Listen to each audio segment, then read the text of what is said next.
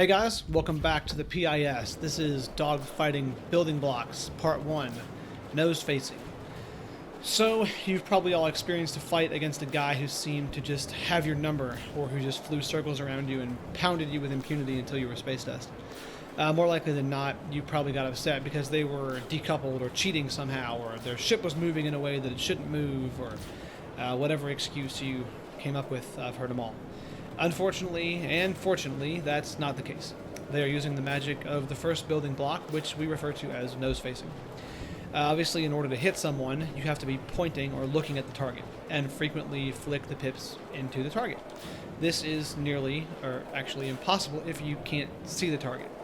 So the best way to ensure that your weapons are always ready when you need them is to perfect the technique of keeping the nose of your ship locked or glued to your target. Once mastered, you should be able to reliably keep the target in the kill zone, as shown in this next video of a typical dogfighting exchange. As you can see, I am making every effort possible to keep the target in the red circle at all times, which allows me to quickly move the pips with the agility of the saber into a position to deliver a shot on target. Practice strafing, rolling, mix in all 6 degrees of freedom while gluing the nose of your ship to a potential firing solution. This will take some time getting used to, and it gets harder the closer the opponent gets to your ship. However, nose facing is easily 30 to 40% of every fight. One of the 2 main reasons you're going to die in a dogfight is lack of nose discipline, and we'll cover the other one later on in a different PIS video. Suffice to say, you should attempt to emulate what you see here with judicious use of the right stick. Essentially, you should be able to execute this technique on any part of an enemy ship that's standing still. Obviously, it becomes a little more difficult when they're moving, but the overall goal remains the same. At all times, no matter what maneuvers you're executing, you want to make sure that you keep the enemy ship, in this case it's a saber, in the lower half of the cockpit glass. If they get too far to either side or too far on the top, you're going to have a really hard time making any of the shots work, and we're going to have to get into that a little bit later.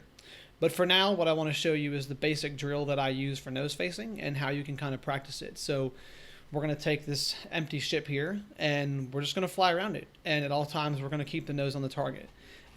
Here in a moment, I'm going to have him start to move with me, and I'll show you as he kind of does the dogfighting dance what it looks like. And, you know, we're going to do some rolling and some strafing and some pitch and yaw. But essentially, the important piece here is that you see what happens with the crosshairs and the nose of my ship. So at no time am I losing him.